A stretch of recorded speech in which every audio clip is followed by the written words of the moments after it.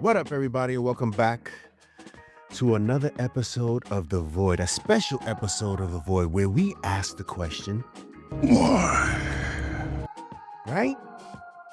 Why are we doing this? What happened? Why is it getting delayed? Why are we getting a Scarface?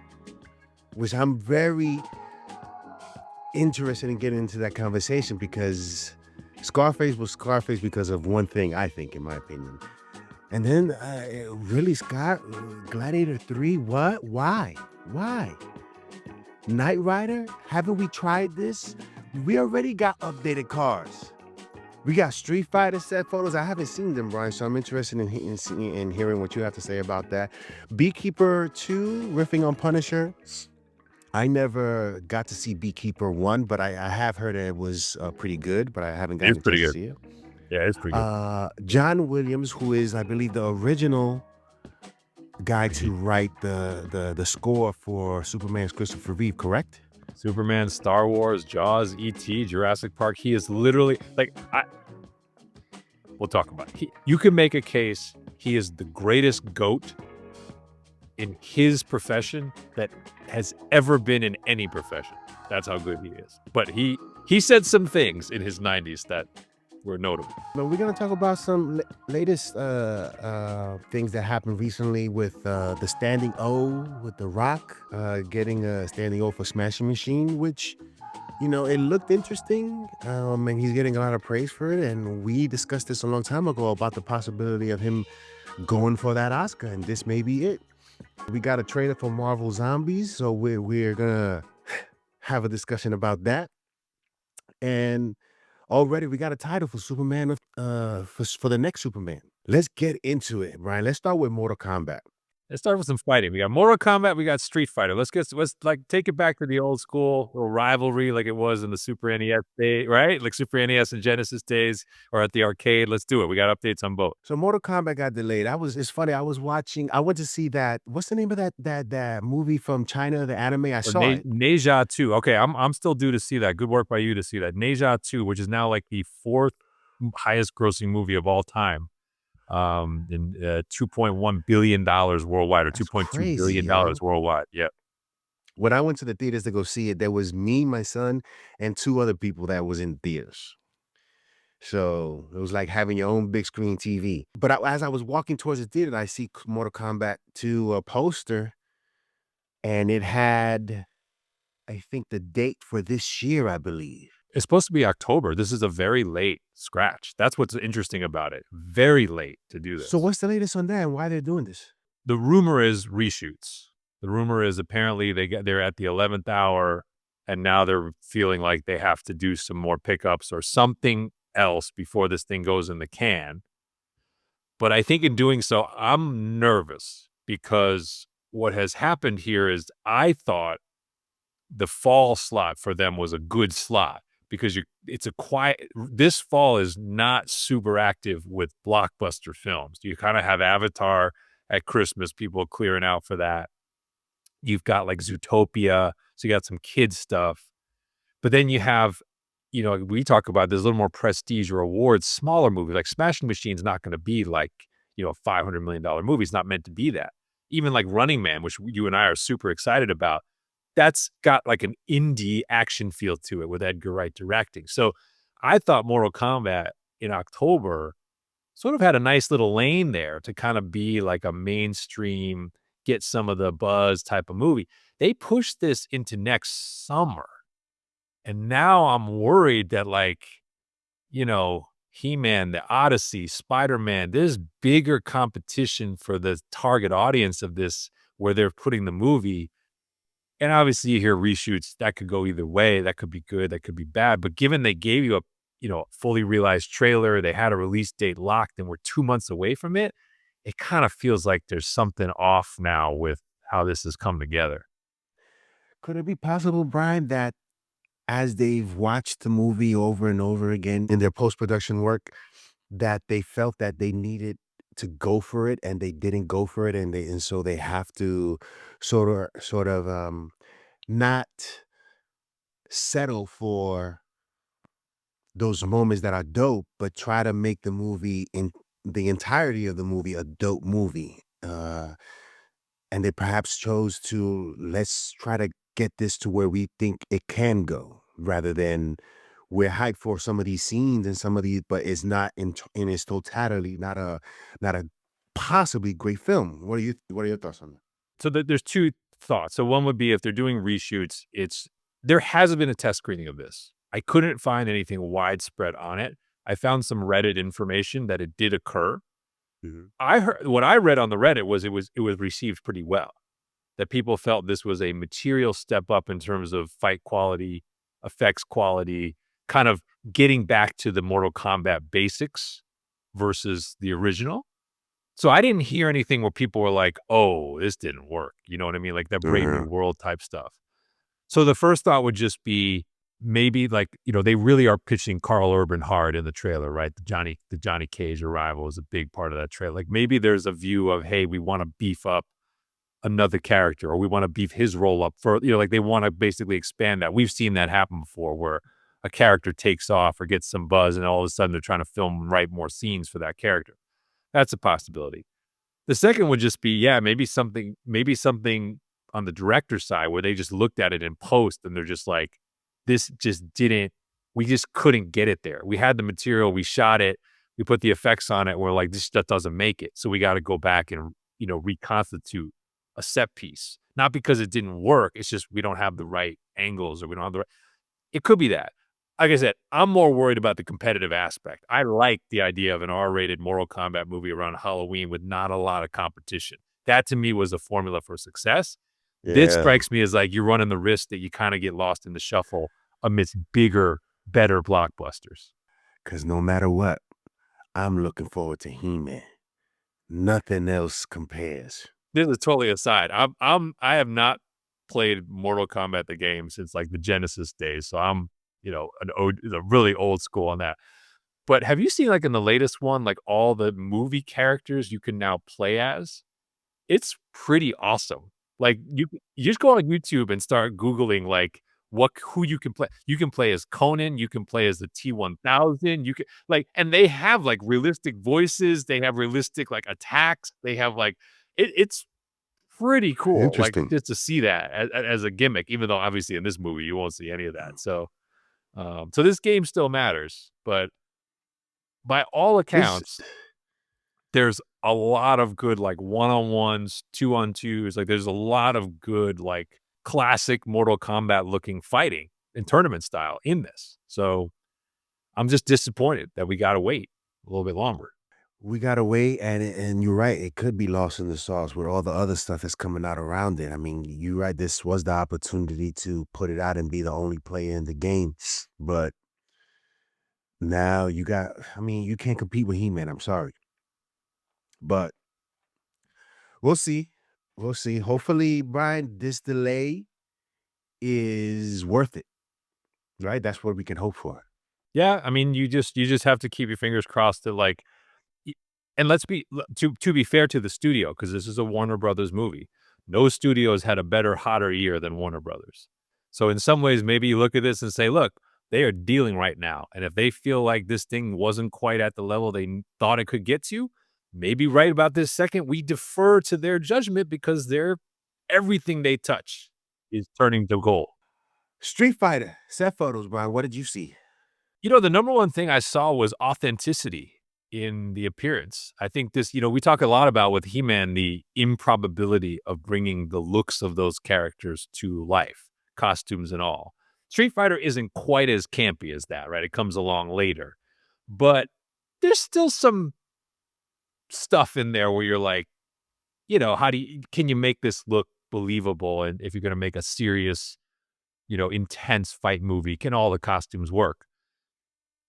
But let's start with the obvious. I sent you the one image, so you've seen it. Noah Centineo, his body fat might be like 2% right now.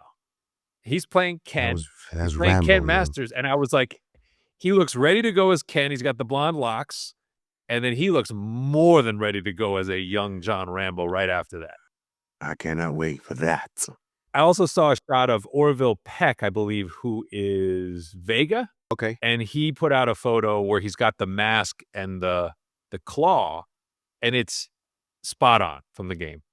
Like, no changes. And he's obviously a country singer by trade, but unrecognizable behind the mask and with the I was like, "Okay, so you guys made him look exactly like the game character." And I believe there's a shot of, Andrew Koji as Ryu as well, and Okay. same idea, like, Ryu looks like Ryu, like, he's kinda got his gi on, and he looks just like Ryu should look, so you're like, "Okay, like, you guys are not playing around with how these characters are coming to screen," so I would expect, you know, Blanca should look like Blanca with Jason Momoa inside, and, was it David Dastmalchian is gonna be in a bright red, sort of semi-ridiculous looking M. Bison suit, so, yeah, we have not seen any trailers or effects on this, which is also key, but, yeah, like I said, they look pretty good in costume on set. I will go as far as to say that they're perhaps getting their inspiration from He-Man. Like, if these guys can make it look like this and dope, we can do the same. That is the hope. Scarface. Why? Let's be real. These are one of these movies that you have to look back, and it is a cult classic. I don't think it did well in theaters, but after that, it's been a movie that people grew up on, especially myself and in that era. And is a rewatchable movie. And it's only, I think, rewatchable because of some of the characters. One in particular, and that's Al Pacino, even though he's not Cuban. But his performance made that movie. Who's playing Scarface in this? Danny Ramirez, the new Falcon, and obviously was one of the pilots in Top Gun Maverick. So big shoes he is attempting to fill. Big shoes ain't even the word, Brian. I mean, impossible shoes, to be honest. Yes. It is one of those roles, Brian.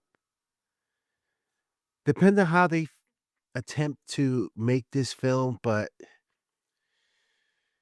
I've always felt that certain movies should not be redone. You should leave it as is. I don't think we've gotten a remake of Casablanca.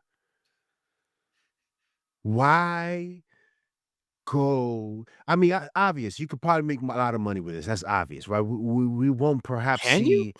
Are you sure? Of course, I think so. I don't know what kind of budget they're working on, but the again, the Scarface story is interesting, but the performance is what makes that movie so loved. And to put him in that position, this could be a make or break for him. Well, to your original point, Scarface was a disappointment commercially when it came out in 1983. $65 million worldwide, 45 million domestic. I think, and the reason it was considered that, not just obviously those numbers in inflation terms would be a lot higher today, but it's more when you look at who's on the film, right? So Brian De Palma is the director of the film, one of your top thriller suspense directors. You have Pacino, who's already established, right? He's been in The Godfather. He is already one of Hollywood's great actors. But look who else is in the movie. Michelle Pfeiffer's in the movie. Mary Elizabeth Mastrantonio's in the movie. F. Murray Abraham's in the movie. Robert Loggia is in the movie. Like, De Palma put together an epic cast for this film, and it is a sweeping story, which has, through time, quotes, scenes, obviously the final set piece, things that have aged and become sort of staples of culture. But it didn't get any traction really with audiences at the time. So I guess when you say like you can make a lot of money, it's like, what's a lot of money with a Scarface remake? Like, what's the upside of that? Is it even 200 million worldwide? Like, I don't think the international audience really cares about this at all. Yeah, I think it all depends on the budget. I That's think fair. if it's a low budget, and they can do some decent numbers, then I would say is a win. But it is a difficult, tall task because of what the original represents. And again, Al Pacino makes that movie. I don't know if Ramirez has the chops to outdo or even be on the same level of that. Granted, we're getting actual Spanish speaking person in this True. role, right? Is not is because we had Al Pacino, who obviously was in Italian, yeah. Cuban. We had the guy that not Manolo, the other guy, the one that Frank. You know what I'm talking about, Frank? That's Robert Loggia. He's the other drug lord, basically, in Miami. Who was the one that they hanged at with the helicopter? Is that F. Murray He Abraham? played I think the guy that played the dude's Or voice in Moon Knight. yeah, F. Murray Abraham, I think. Yeah. Yeah, Because yeah, yeah. He's not Stephen Spanish, Bauer is was the other, that was Tony's lieutenant. Manny, that was his name, right? he? Yeah, yeah, yeah, yeah, Stephen yeah. Bauer was his lieutenant. Is he Spanish? He's Spanish, right? I think he is. He doesn't have a Spanish name, but I think he's Yeah. at least half. Yeah. Yes, yes, Yeah. yes, yes. But no, you said it. It's Pacino. That's the problem. Not the problem, but that's the challenge. That's the challenge. And yes. this is not, well, maybe it is. I shouldn't say that. I was going to say my knee jerk is this is not like the Joker, where you can imprint a completely different path to greatness, as sort of Nicholson, Ledger, and then Phoenix ultimately all did. I'm not convinced you can do that with this role. There is something like, if I think about Scarface, I don't know if it's true now for kids, but when I went to college, the Tony Montana poster was like one of the top 10 things you had on your wall, right? It was like, if you like, what are the 10 movies that you would tend to see in a college dorm room? Scarface was one of those movies. I feel like that's one of the things that made it into a cult classic. Was it kind of was in that age of people who like looked back on it fondly or remember these, say hello to my little friend, like stuff like that. So I just don't know that like you can recapture that, even if the pitch from Ramirez is, hey, to your point, this is an ethnically authentic version of the story. I don't know that that alone is going to be enough unless he can do something on the order of what Ledger did, which is he takes his own career and completely upends it with something that we didn't think he had in him. And even then, I just listed all of those people that were in the supporting roles. That's a tough lineup to top. And that might be just as important to the success as Ramirez. Yes. Absolutely. I mean, the other thing too is that there's the impact of Pacino that lives on. There's also the impact of what Scarface did to him. I mean, that's a story unto itself. I believe he has kind of said like that movie was so difficult for him to portray. That character was so grueling to inhabit for as long as he did, that it's what drove him away from Hollywood for the better part of the next decade. And he basically did Broadway only. And he did not come back to films until Sea of Love in, I think it was 89 or 90. So like, now we know that's Al Pacino at the height of his powers. The way he lived apart is pretty distinctive, but I think the point stands that like of how difficult this is to do. It literally drove Al Pacino away from movies afterwards. I mean, this has been in the talks for quite some time. This is I'm actually surprised that they actually are finally making this, but this has been, even Rihanna, I believe, was in the running to play Michelle Pfeiffer's role at one point. So I guess we'll see. I don't understand what Ridley Scott saw in Gladiator 2 or what other people saw in Gladiator 2, because that has come and gone. When I think of Gladiator, I don't think about Gladiator 2. It's such a weird thing because it's on, like I have Paramount Plus, obviously, and it's on there.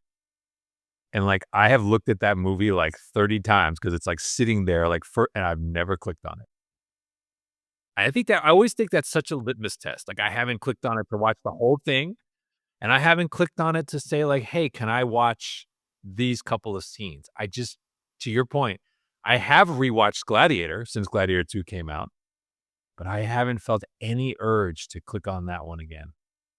I don't think a Gladiator 3 is necessary, man. I don't understand it. But it's Ridley Scott, and people will pay to or will invest in his ideas. And he's pretty great. I mean, he's in his late 80s now with no signs of slowing down from an ideas perspective, but I think it's fair to say he has definitely lost a few miles off powers per hour off his fastball.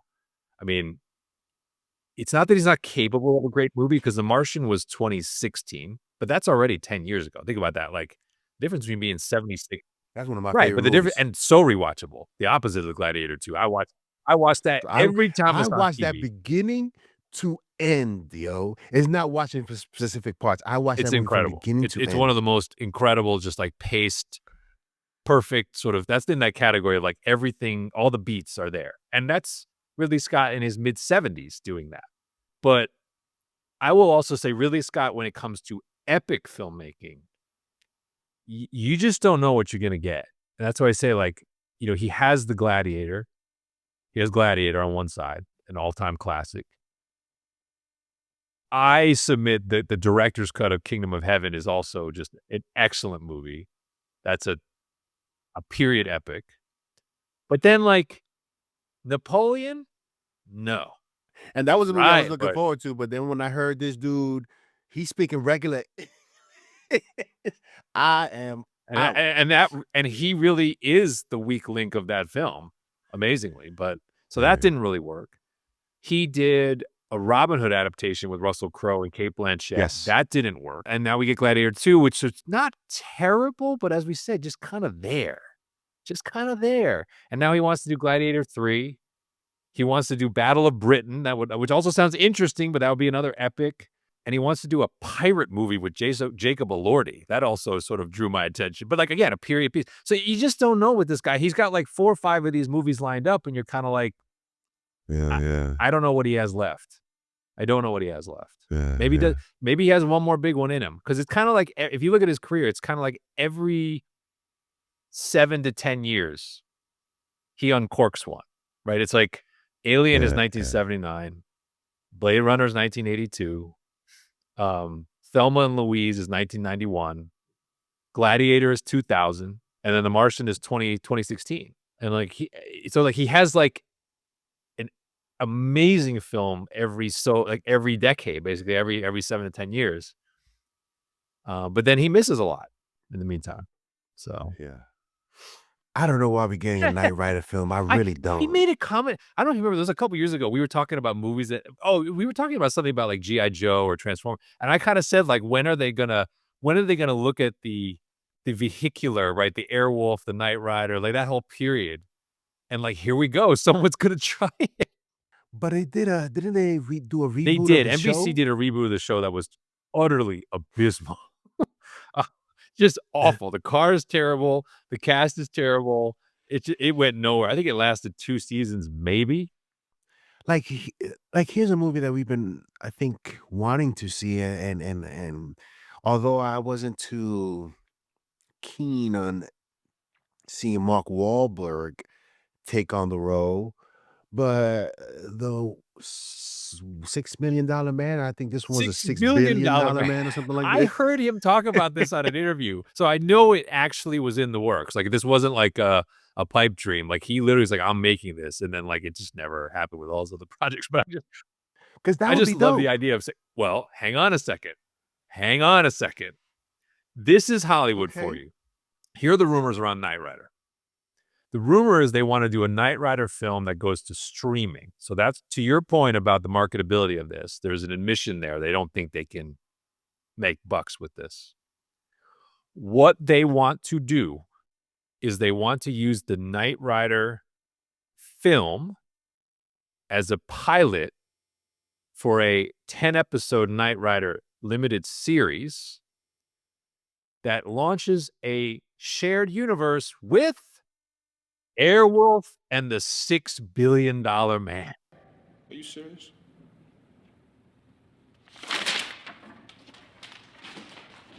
To which the A team Listen, is over I here t being like, "Dude, what the where we at? yeah, Where's our man. van?"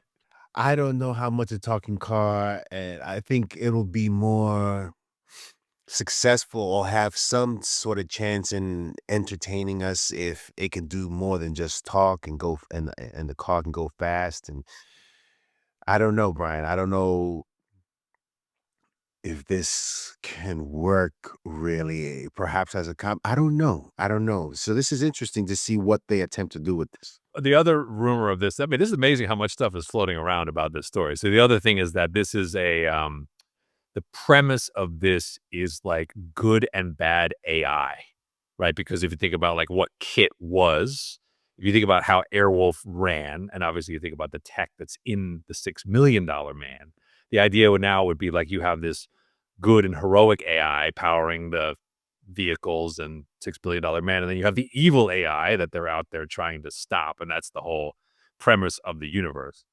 Now, first off, I will say I have a very soft spot for Airwolf. I love that series growing up. I don't think I I ever think saw it, Dan yo. Michael Vincent, very troubled, obviously actor, but him and Ernest Borgnine, I think, are great. I think the music is obviously, to me, like it's the best theme of all those from the 80s of those shows. But of course, I do have to throw in here, if Chris Nolan ever does his super helicopter movie, there ain't gonna be no room for Airwolf anywhere. That's all I'm gonna say. Yeah, yeah, But shared universe, yeah. but everything has to be a shared universe, and I don't know why, but that's just the way of Hollywood. Like, the pitch is, we talk about would we pitch something? Every pitch now has to be, I got this idea, but it really leads to 7 other ideas, and that's what this is. Yeah, yeah.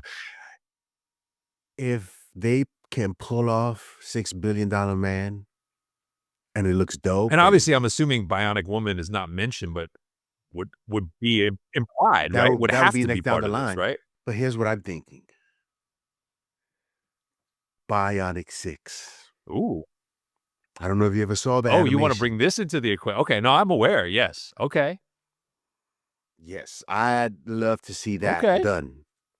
I Bionic 6. I wouldn't That rule would be that out dope. actually in the context of this, because they seem to be again, these products came out at the same time, roughly, but it's not like they were ever really connected. So the fact that they're creating a shared universe is merely just a convenience of technology. So, your idea, I think that's not impossible, that someone would be in the room being like, "What about," roping in this. But anyway, that's where we're at. Beekeeper 2, Brian. Yeah, Beekeeper 1, I like in the sense of this is not a classic.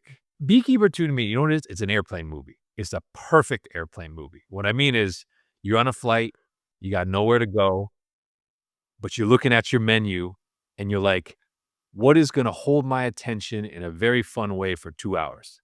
And that's a category of movie to me, right? That's not a great movie, but Beekeeper is that kind of movie. Like, you just sit there and watch it for 2 hours, and you're like, "I'm in. I'm having fun. I don't have to think." Jason Statham doing cool Jason Statham things, and, like, there's at least the story's contrived, but there's enough here that I can get through it. So, it did well enough to merit a sequel. But what the director, who's not the director from the first, new director, Timo Tjahjanto, referenced Frank Castle talking about Beekeeper 2. So he says, I'm definitely drawn to the Beekeeper series just because when I watched it, I always felt, wow, this is essentially Statham playing one of my favorite characters in the Marvel universe, which is the Punisher. So if I can't make an actual Punisher film, then I'll turn Adam Clay into my riff on the Punisher, which is great because I think Statham has that quality in him, very stoic Frank Castle-esque quality. And I love that Adam Clay is a guy who is quite colorful in his choice of violence and gets really, really creative with his violence, end quote. I just thought it was interesting because he's basically openly admitting, like, I'm going to use that source material as inspiration to build the story around this character, even though it's not Frank Castle. So a point of comparison, maybe, as we get the Punisher special, as we see Bernthal play the Punisher in Spider-Man Brand New Day. I'm just watching this to see, like, what is this guy's take and what is Statham's take on basically being a version of Frank Castle. I mean, he has his fan base that'll come out to see whatever he puts out. So, uh, let's see what that looks like and how it feels when we watch it, and do we get a sense of, or do we feel the comparison when we're watching it? I don't know, but we'll see. It was an interesting comment that the director made right there about him being creative with his violence, because I actually thought his most recent film failed in that regard. Like, I enjoyed Beekeeper, as I said, in that sort of very light context, I thought A Working Man was very substandard for that exact reason. The action is not creative. The violence is kind of boring.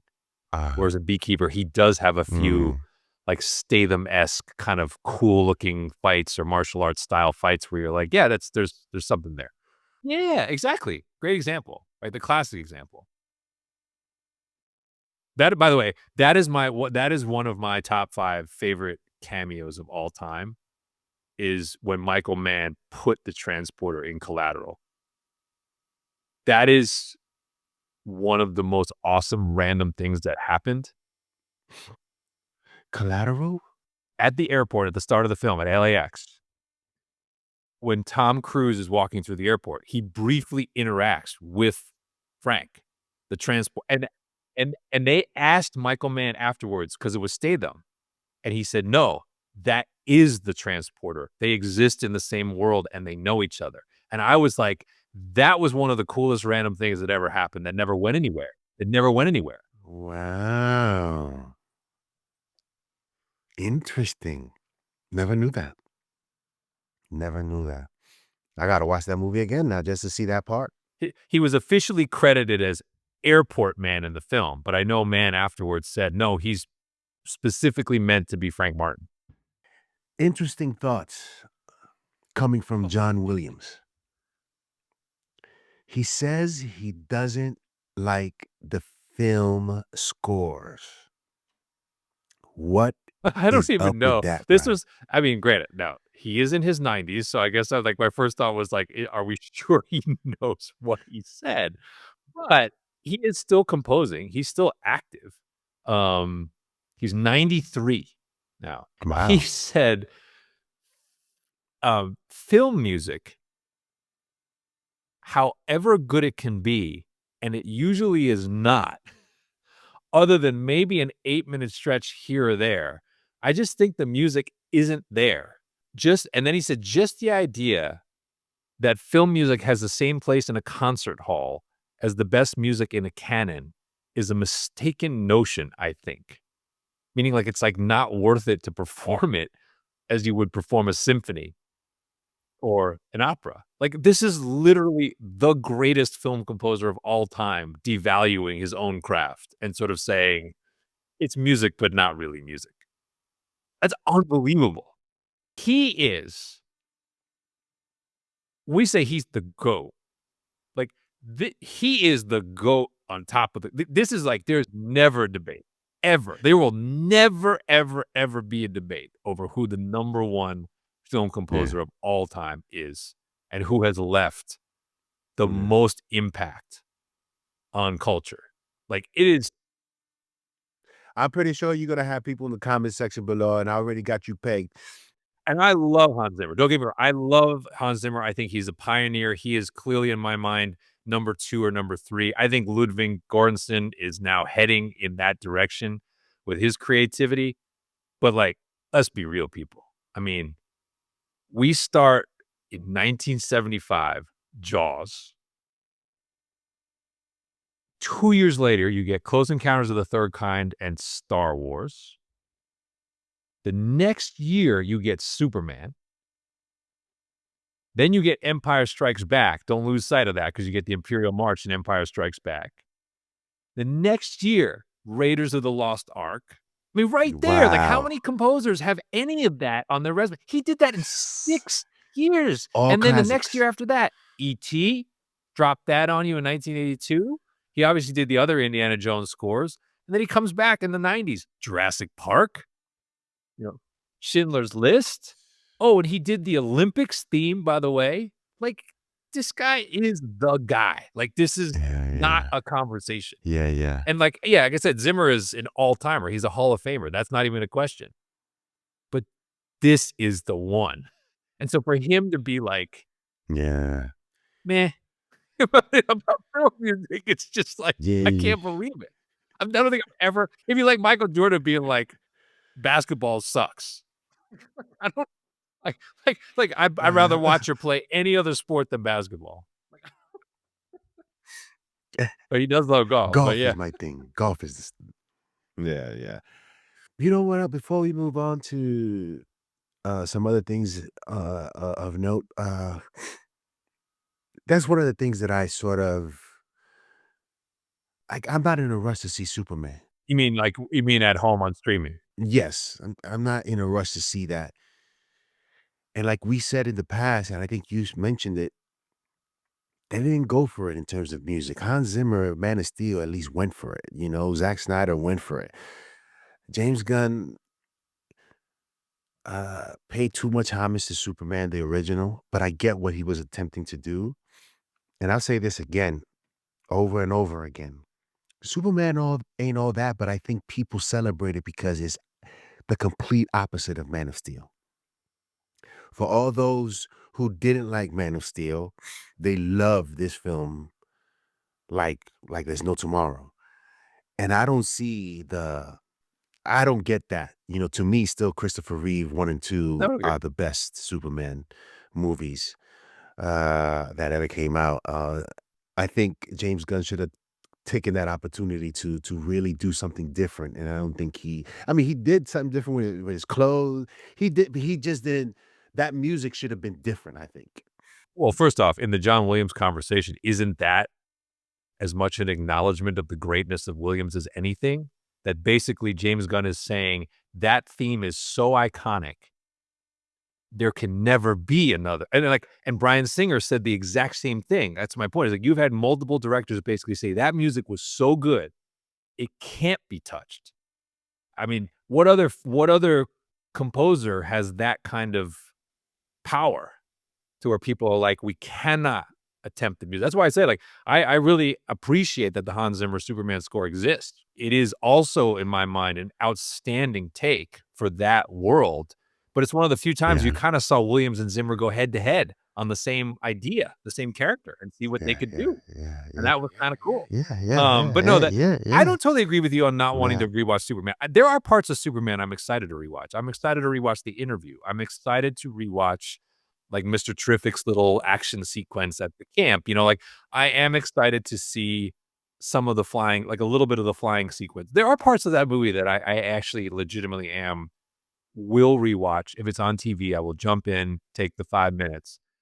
I just don't think it will, to your point, if I think about that top tier of superhero movies that I can watch start to finish, jump in anywhere, and know I'm gonna have a great 10 minutes, it's not that. Like, that's the thing, like, it's not that, and so, like, yeah, I agree with you. I still enjoy Superman 1 and 2 in a different way, at a little bit higher level. I think, like, Batman Begins, I similarly enjoy to a greater degree from a rewatchability standpoint. Winter Soldier, obviously, but, like, again, those are movies that I can get any 10 minutes I can get to a good place with. This movie, there are definitely parts of it I'm out, right? The whole anti-proton river sequence, I'm out. I'm not watching. If I see that on TV, I'm changing the channel. But there are parts of it I do wanna Yeah, see again, and I yeah. think I legitimately enjoyed enough to rewatch. I've had my fill. Well, do you wanna just do since you talk about having your fill, do you wanna just do Man of Tomorrow right here? Because Yeah, let's go. So it was recently announced that the name of the next Superman film will be Man of Tomorrow. If hopefully that doesn't change. Uh they're rolling, Brian. Zack Snyder's not Zack Snyder, Zaslav knocking on that door, making that phone call. Yo, let's get rolling. Let's keep it going. Let's keep it moving. You know, if you ain't got Batman ready, then we gotta go with this. And so 2027, which is like right around the corner, is Superman 2. One of the things that I thought about is, you know, we never got that Man of Steel 2. We never got that sequel. And so I think based on who knows if James Gunn is showing up Matt Reeves, like this is how you do it. This is how you put out movies right away, you know? So it'll be interesting to see if he's learned anything, Brian. That'll be interesting, Brian. If he's learned anything from his first outing that he can sort of change and make different and be better. That is what I'm looking forward to. And to see how much further into the Yes. DCU with other I characters that we so get into. let's just talk about 2 quick questions here, and then we'll move on, which is number 1, what do you think about the timing, right? So this is announced formally, targeted for a summer 2027 release. So that would only be 2 years after Superman. It would also come before Matt Reeves' The Batman Part 2, so you get 2 Superman movies out before then. Despite James Gunn saying it's not a direct sequel, it certainly sounds like one. Superman Man of Tomorrow certainly sounds like a Superman sequel. But what do you think about that idea of the quick turnaround here with Superman to get Corn Sweat, to get Brosnahan, to get Nicholas Hoult back on screen as fast as possible? Because this is about as fast as you could possibly do it. Well, being that he writes as fast as he does, hopefully it doesn't show in the writing in the dialogue that we see from in this movie. It's not unprecedented. I mean, Iron Man 1 to Iron Man 2 is 2 years. Batman Begins: The Dark Knight is 3 years. Okay. So they're not like totally out of bounds. I'm just asking the question for this character, for this film, for this universe. You're going to get Supergirl next year. They're coming right back around with Superman in 2027. Your thoughts on the strategy more than anything? If the Batman 2 wasn't happening, we will be getting a Batman film much sooner because we have nothing as of yet. But I do think it is the pressure that Zaslav has not put on James Gunn, but has insinuated possibly for him to start on. And again, James Gunn being as fast of a writer that he is, and I'm sure he's obviously also motivated by the reception that he's gotten for it, and is not something that you forget about in terms of thinking about another project and not thinking about Superman, because we got to continue to do Superman, right? This is hopefully the character that he's taken it upon himself to sort of put out in front and be the guy for his world.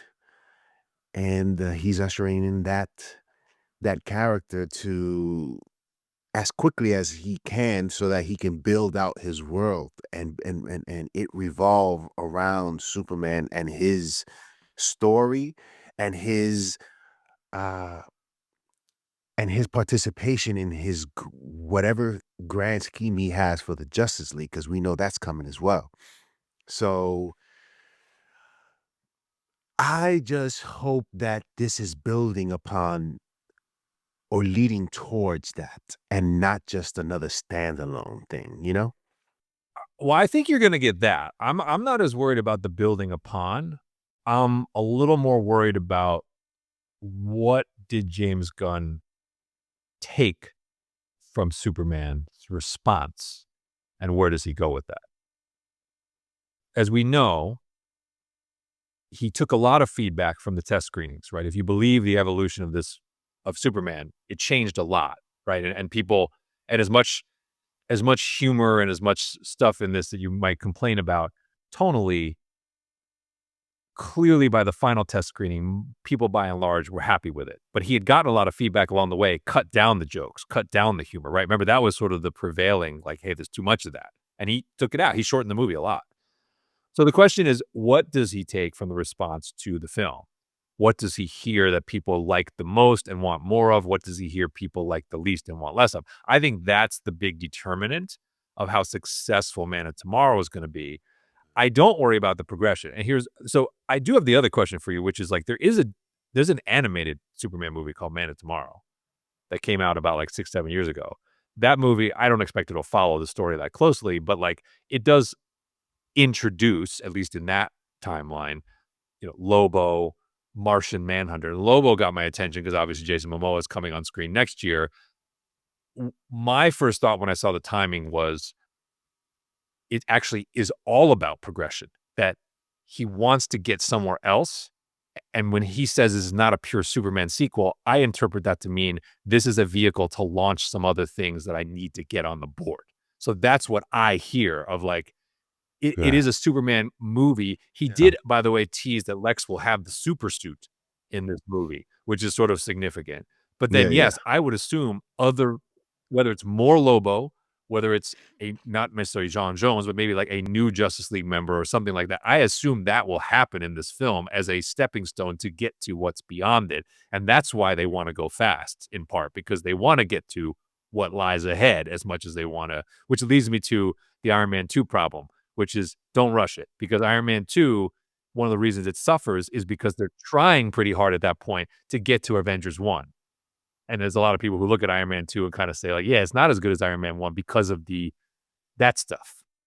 The excitement that I had for the beginning of this universe has dissipated because of what we've gotten from James Gunn. It could be reignited by what we get from Supergirl, uh, Lanterns, and everything outside of James Gunn. I'm just not into James Gunn and what he does and how he writes. But I feel don't you feel like though let's assume the best case scenario, which is Supergirl hits, Lantern hits, Clayface hits. Doesn't it make doesn't it make James Gunn's own product a lot more digestible at that point, because you would know that you've had these other projects succeed, and so then you would have this, like, diversity of voices in the room? Possibly, yes. But the success of those other films will change the palette, I think, of audiences and could have an effect on his aesthetic and his dialogue of films and the stuff that he writes. It could have an effect because I don't know if James Gunn is capable of writing Differently? or doing something differently. Yeah, man. Because it's like Okay. I guess I'm going pro Gun here, though, in the sense that, like, if I think about the Guardians example, it's like and we know he was a script doctor on some of the other Marvel movies, but I'm just gonna use Guardians as the example. If every Marvel movie was Guardians of the Galaxy, I would have been bored out of my mind. Right, I point to, like, even, like, Guardians 2 to me, which is not a bad movie, but just doesn't really, like, take a next step from Guardians 1. But my point is that, like, I think Guardians is elevated in part because it's surrounded by Winter Soldier, Doctor Strange, the Iron Man 3 even. Like, my point is that you have there's different enough characters and viewpoints that are not James Gunn to therefore elevate in my mind. It makes Guardians more refreshing, like, when I watch it. And so that's why I'm kinda like I think I'd like it more if I'm like, okay, they've established we can do a little horror over here, and they've established that, they can do a prestige lantern show, which by the way, the latest buzz on that is sounding good, man. I'm hearing that they bait and switched everybody on this whole grounded thing, that it starts that way and then it um, just explodes interstellar in the back half of the season. That's what I'm hearing. And I'm like, if that's the case, then it's on. But my point is, if all those things are there, and I'm now getting Superman, Man of Tomorrow, I'm getting James Gunn stuff interspersed as part of that menu, I think I'll enjoy it more. Whereas right now, I think part of what I'm struggling with like Peacemaker is that like I said, I've just gotten in rapid succession, Creature Commandos, Superman, Peacemaker. It's like it's just a lot of I think I might feel this way about other writers and directors too. It's like even somebody like if Tarantino hit me with like 5 movies in 1 year, I think by the time I got to movie 4, I'd be like, "Man, how deep in the soundtrack bag are we?" You know what I mean? Like, you know what I'm saying? Like, I think that certain type of filmmakers, you need counterpoint. And I think for this universe, that's been my argument, is that James Gunn can be the shepherd, but, like, we need a little bit more around him. we'll see, man. We'll see. I just don't trust anymore in his ability to entertain me in dialogue wise. I'm down on him. I'm down on him I would because say I that did. the Richson rumor, Yeah, if that is face value, is a disheartening development. If I see Alan Richson back in a DC character yeah, man. that is not Bruce Wayne, I will be sad. They're saying Shazam, yo. People are talking Shazam. I don't know if that's true, but I could see that being the case. Yeah, that's gonna be the tough thing is if he is Shazam And then Batman's over here, and if Batman's not quite working, and you're like, man, you got the solution. It's just you missed it. It's like right there. That's tough. That'll be tough. Oh, the universe if crumbles. Batman doesn't work, Brian, You blew it. There is no world where we have a successful DC universe where Batman is the deadweight anchor. That doesn't happen. Doesn't happen. you get to the Lord Christmas. What the hell are we doing here? And that's like putting a boot on your car forever if Batman doesn't work. There's just no way around it. But he wants to do it. I think he wants to do it. Hopefully he doesn't do it. But it's going to be hard for him to pass that up and give it to somebody else, because if you got the opportunity to do Batman, Yeah, I can't blame that. I actually can't blame James Gunn for that, because if I was in the same situation, I'd do the same thing. yeah. Yeah, I'm doing Batman, yo. Ain't nobody touching Batman. I already got my Batman, what I want to do, so forget about it. But we'll see, man. We'll see, man. By the way, do you see that before we get to The Rock, do you see the nice packaging they put the Batman 2 script in? Jeffrey Wright tweeted that out. He got that thing was like G14 classified, sealed up with the bat signal. I was like, look at that thing moving around. It's out. Obviously, the script is out, and everybody who has read it has spoken about it. I think Colin Farrell has spoken on it. Jeffrey Wright obviously has spoken on it. And I don't doubt that this second iteration it could cause some tingling, like butterflies in James Gunn's stomach, in terms of nervousness, in terms of, having to compete with this version of Batman. That's what I said. If that thing is a $1 billion movie and people are like, Pattinson ledgered this on the Bruce Wayne part, that will be an interesting world to live in after. And not to say if he does kill it that I want Pattinson in DCU. No, no, no, no, no.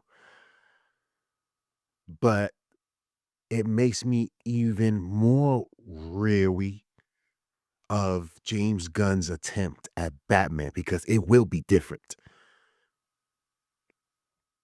It has to be.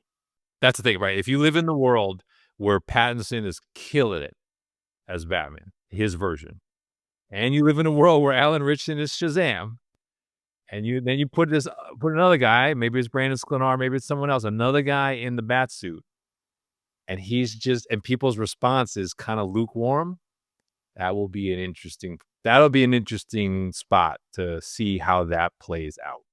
I am getting, Brandon Sklenar. I think if he's chosen, I wouldn't be mad at the choice. He can do it. Yes. No, he can't. I don't hate it. I just think he's born to be Indiana Jones, but he can do it. I'm not questioning his chops.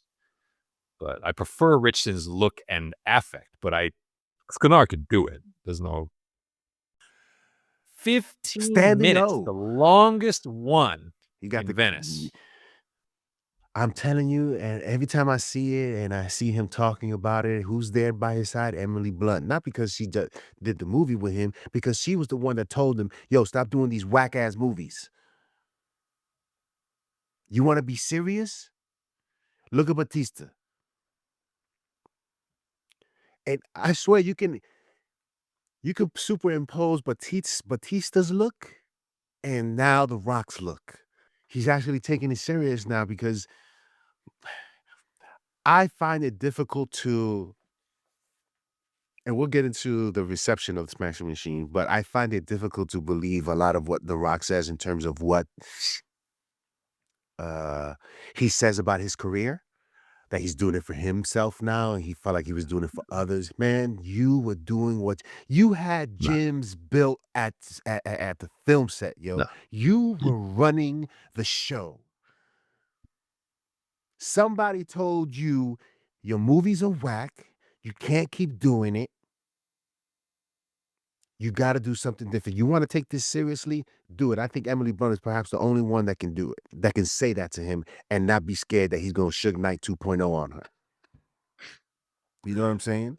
No, I know exactly what you're saying. You know what I'm saying? saying? It is a dramatic turn. So Smashing Machine at the Venice Film Festival received a 15-minute standing ovation, which is the longest of any production that was shown there. They dropped So the movie doesn't come out till October. They have already started releasing reviews for it. Why? Because they're really good. So the early reviews are high on Rotten Tomatoes. The Metacritic is really high at 75. And people are saying it avoids cliche sports biopic, going for something much more raw and much more emotional. And Brian, you and I have been talking about The Rock for quite some time. Go check out our Rock Moves episodes.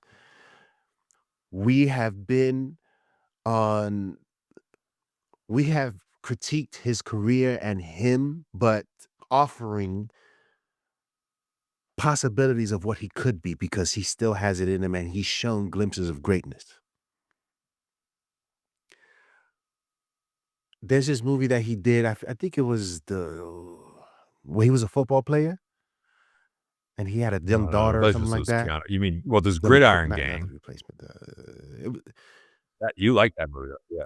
No, He's a Gridiron. coach in that, I right? Yeah. liked Gridiron Gang. I think Yeah. Gridiron Gang. I liked him in that. I thought that was one of the better performances. I liked the career path that he was taking with that movie, and I thought we were gonna get more of that. Instead, we got Rampage, Skyscraper, and all these other joints that he was doing.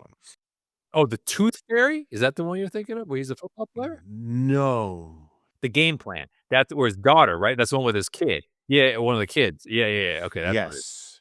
Yes. Yes. If you watch that movie, that is The Rock playing The Rock.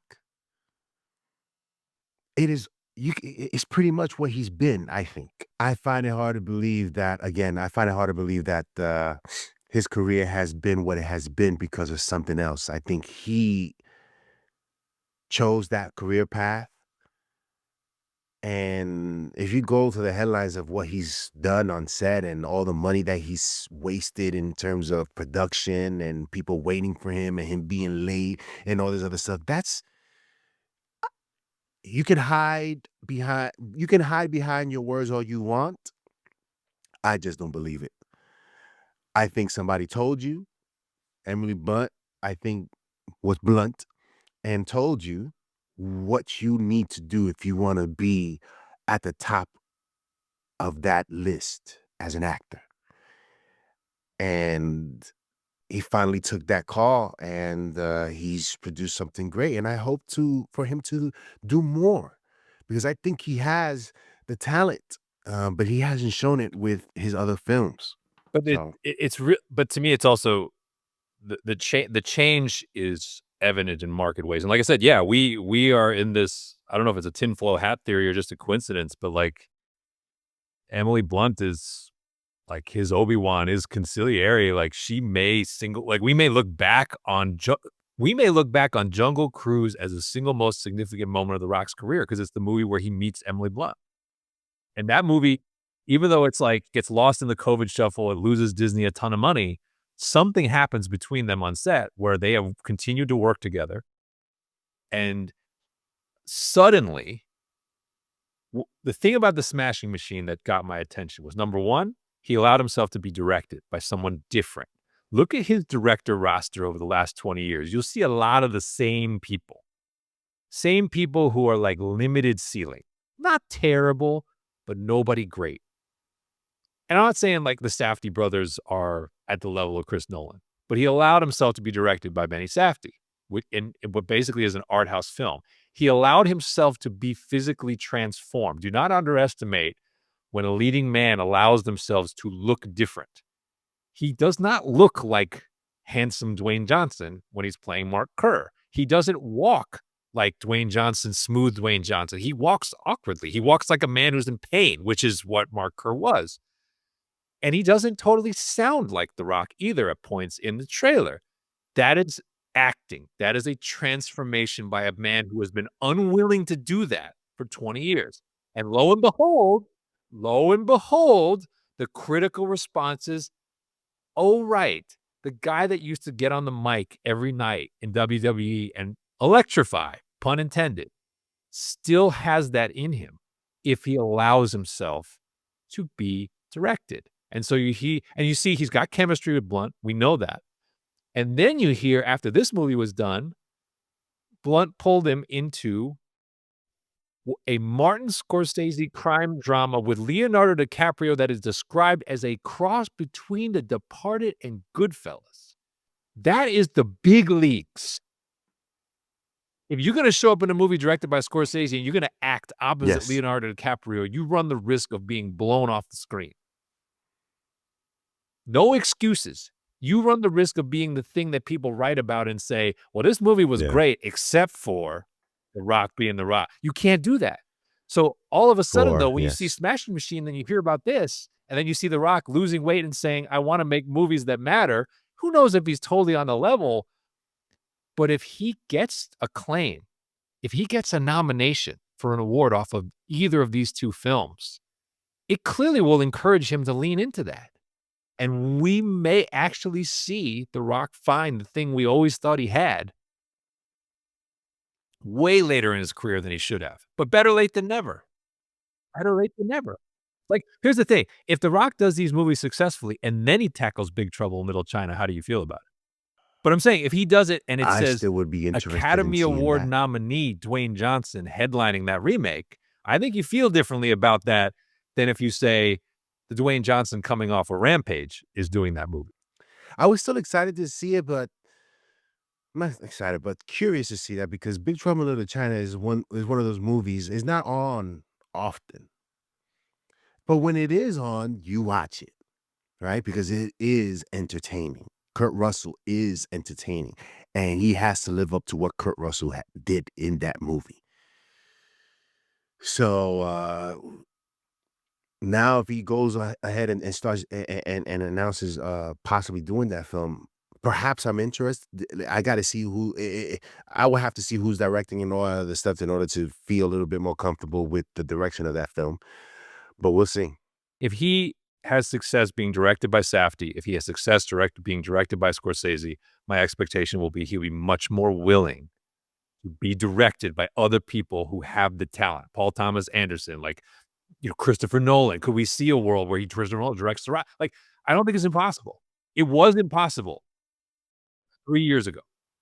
Before Black Adam, it was impossible. Maybe Black Adam is the movie that broke him, who knows? But, like, the Hell's fact yeah, that this is happening hell's is yeah, exciting. Brian. That was huge. Black Adam.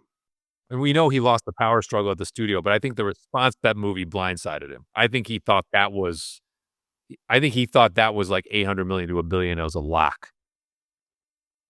Yeah, and when it turned out to be like 200, it was, yeah. And finally,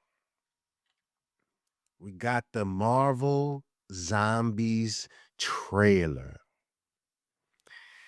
and a sneak peek as to what a Blade movie could look like or could be.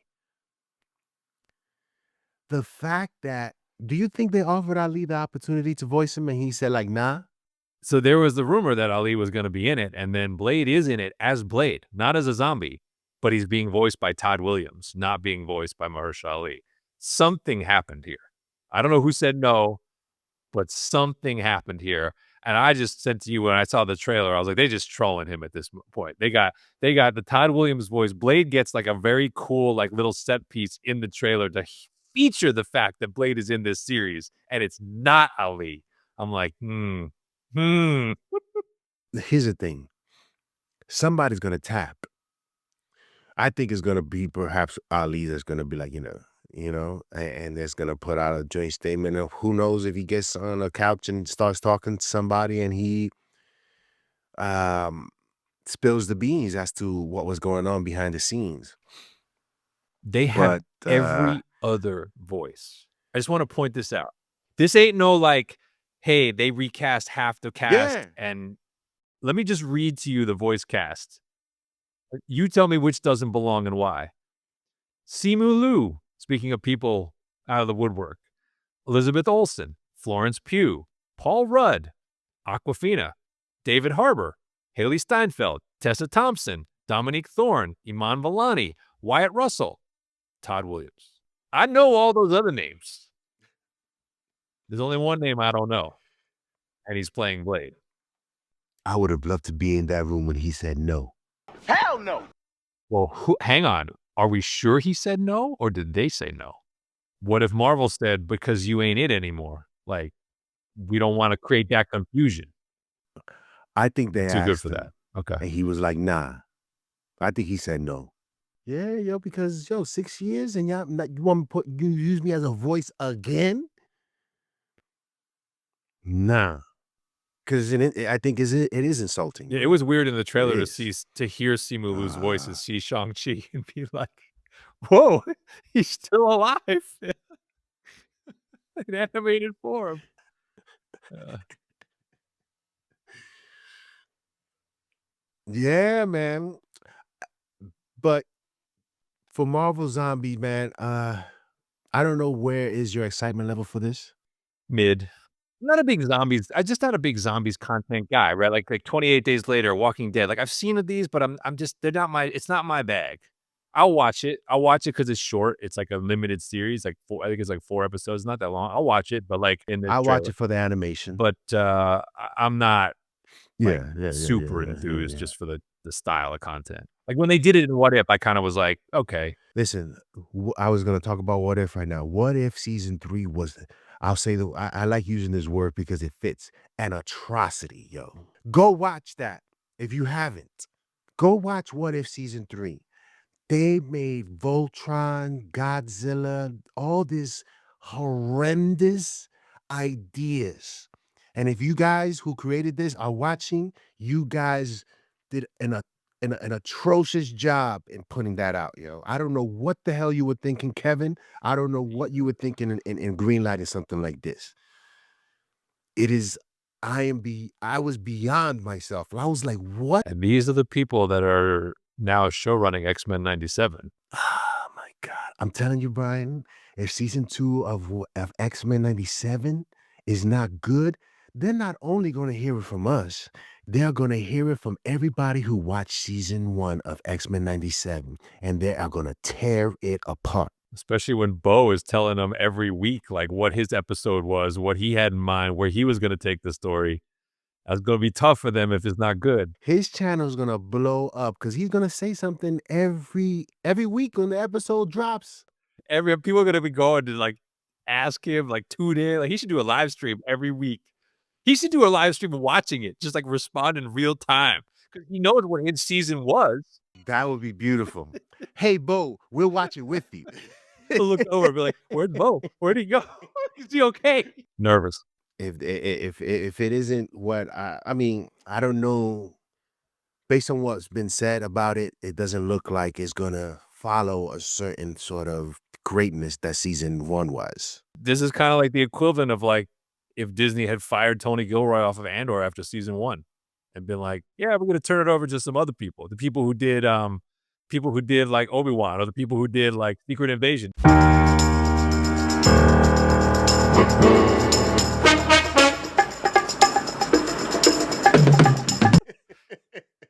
Yeah. But yeah, man, a lot going on in this a lot going on this week, a lot of things that have dropped, a lot of news. But let us know in the comment section below what you guys think Yeah. of all the stuff that we've talked about. If you're disappointed with Mortal Kombat and is delayed, Scarface, why? And it's tough task to try to make that dope. Are you doing the Nancy Kerrigan? Why? I'm doing the Three Amigos when he says, I'll be back, and she says like, why?